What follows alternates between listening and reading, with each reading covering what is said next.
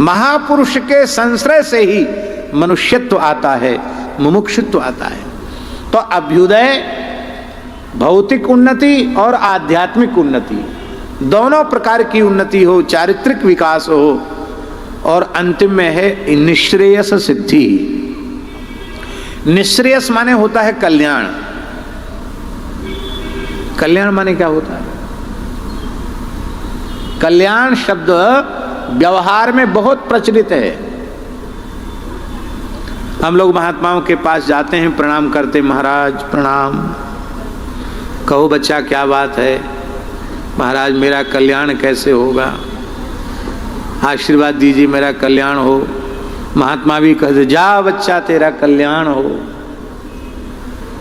पर न तो यह कहने वाले को पता है कल्याण शब्द का अर्थ कि मेरा कल्याण हो, और कई बार तो ये आशीर्वाद देने वाले को भी पता नहीं है कि जा बच्चा तेरा कल्याण हो। कल्याण कहते किसको है? कल्याण शब्द की परिभाषा सबसे पहले समझनी चाहिए। कल्याण शब्द की परिभाषा है माताजी, दुख हानि ही सुखावाप्ति ही श्रेय। क्या परिभाषा है? दुख हानि ही सुखावाप्ति ही श्रेय। दुख का अत्यंताभाव,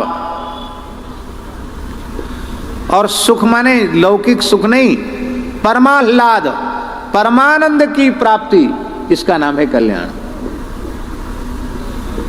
और सरल शब्दों में यदि हम कहें तो दुख रहित सुख की प्राप्ति का नाम है कल्याण। संसार के जितने सुख हैं वो दुख रहित नहीं है। हमारे पूज्य गुरुदेव पहाड़ी बाबा महाराज जो खाक चौक में विराजते थे, माता जी ने नेट से, इन बच्चों ने नेट से उनकी फोटो निकाल करके वहाँ हमारी जहाँ कक्ष है वहाँ भी रखी है, 3 तरह की फोटो। बड़े अद्भुत महापुरुष थे, बड़े मैंने क्या कहें उनके बारे में, ऐसे अद्भुत संत थे। तो उनके ऐसी घटनाएं बहुत हैं कि कोई किसी से कुछ कह दिया, उन्होंने धोखे से भी कह दिया तो सर्वथा सत्य हो गया। ऐसा एक परिवार बहुत दुखी था। हमारे यहाँ ज्योतिष के पंडित जी बैठे हैं, वो उसकल्ली गांव में मिले थे, दुबे जी।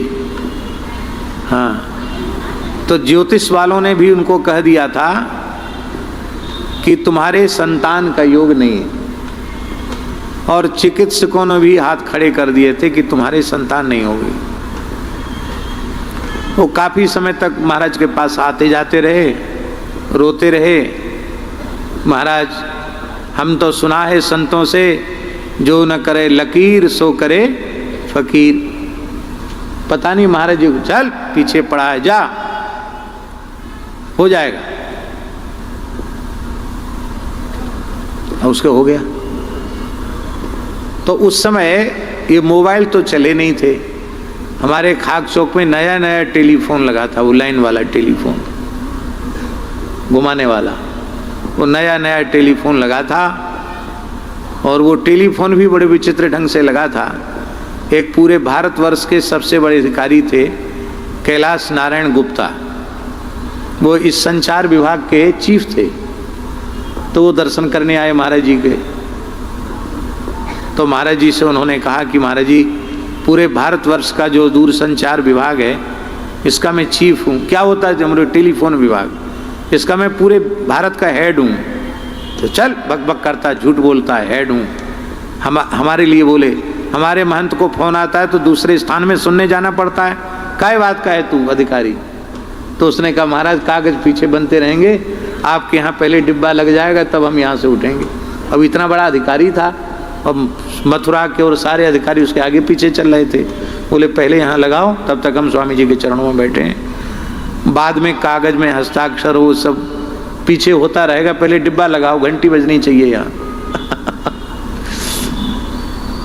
तो नया नया फोन लगा था और महाराज बड़े सीधे थे। फोन में घंटी बजती, उनको लगता कि पैसा इसमें कट रहा है। वो ये नहीं समझते थे कि घंटी बजने में कोई पैसा नहीं कटता है। तो कहते ए दौड़ो दौड़ो, फोन आया फोन आया। तो कहते थे फौरन शब्द था, रकार का लोप कर दिया तो फोन हो गया, फौरन दौड़ो, जल्दी दौड़ो। तो फोन हम ही उठाते थे, सबको उठाने नहीं देते थे, जाओ फोन उठाओ। ने फोन उठाया तो जिस व्यक्ति को पुत्र हुआ था उसने इतना आनंद बोले, महाराज जी मैं कह नहीं सकता हूँ, असंभव कार्य संभव हो गया, बहुत स्वस्थ सुंदर बालक हुआ है, और अब तो वृंदावन का संतों का झरा कराऊंगा, यूं करूंगा त्यों करूंगा, गुरुजी को कहो अब क्या करना चाहिए। तो हमने कहा ठीक है, महाराज जी को आपका प्रणाम निवेदित कर देते, बता देते। तो महाराज जी पता नहीं क्या उनकी लीला थी, सुन करके ऐसे हो गए, कुछ नहीं बोले, हाँ हूं अच्छा बुरा कुछ नहीं बोले, बस नीचा सिर करके ध्यानस्थ हो गए। 1 घंटे बाद फिर फोन आया, जोर जोर से रो रहा था, बोला महाराज बच्चा कोमा में चला गया है, बेहोशी में चला गया है बच्चा, और बहुत विकट स्थिति है, डॉक्टर समझ नहीं पा रहे कि इसको क्या हो गया। अब आपने ऐसा लेना था तो दे दिया ही क्यों। तो हमने जब महाराज जी, हमने कहा आप धैर्य रखो, रो मत, मैं महाराज जी को कहता हूँ, महाराज जी को कहा। तो महाराज बड़ी जोर से हंसे, बोले हमको पता था कि ऐसा होने वाला है, इसलिए मैं चुप्पी साध गया।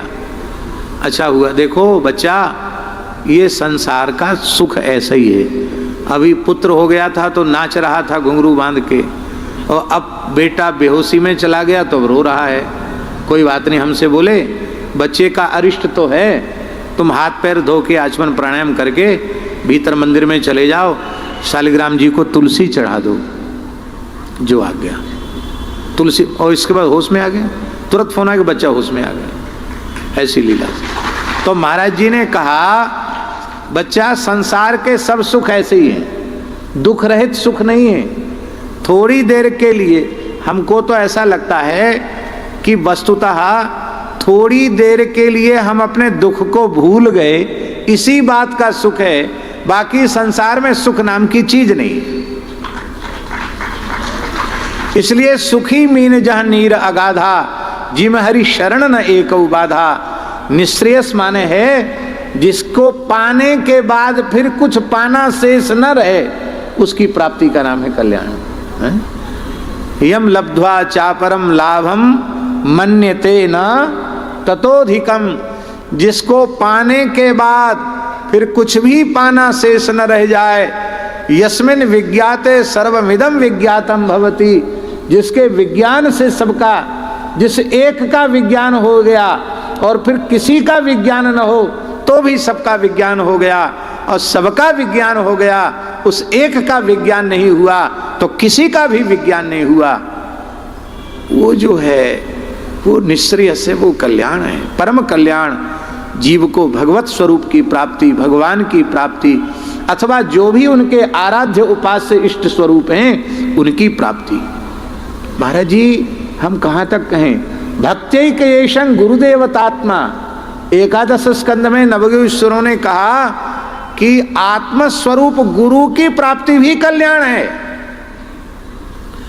पर गुरु की प्राप्ति कल्याण इसलिए नहीं बन पाती है क्योंकि गुरु के प्रति हम मनुष्य बुद्धि का त्याग नहीं कर पाते हैं। यदि मनुष्य बुद्धि का त्याग करें कि शुद्ध सच्चिदानंद परमात्मा ही अपनी प्राप्ति कराने के लिए गुरु का आकार लेकर के आए हैं, ये भाव से हम गुरु पादाश्रय ग्रहण करें तो गुरु पादाश्रय से भी परम कल्याण हो जाएगा। ये दोनों काम, अभ्युदय और परम कल्याण, ये दोनों काम केवल और केवल वैदिक सनातन धर्म के आचरण से ही संभव हैं। दूसरा कोई मार्ग नहीं है। नान्यः पंथा विद्यते, दूसरा कोई मार्ग नहीं है। दुनिया का कोई, विश्व का मत पंथ मरने के बाद जीव के कल्याण का कोई साधन नहीं बताता है, कोई ठेका नहीं लेता है। लेकिन हमारे यहाँ अंत्येष्टि संस्कार भी ठीक से हो जाए तो जीव का कल्याण हो जाए, दशगात्र विधान हो जाए, एकादशा द्वादशा हो जाए, सपिंडी कृत्य हो जाए, सविधि गया श्राद्ध हो जाए, तो उस जीव के कल्याण का विधान है। बताओ, उन मत पंथों का नाम लेकर अपनी जिह्वा को अपवित्र करने की आवश्यकता नहीं है, जिनमें मरने के बाद जीव के कल्याण के लिए दूसरा कुछ करने का विधान हो। जीते जी कल्याण का ठेका और मरने के बाद कल्याण का ठेका जो ले, उसका नाम है सनातन धर्म, और उस सनातन धर्म की जड़ का नाम है गाय।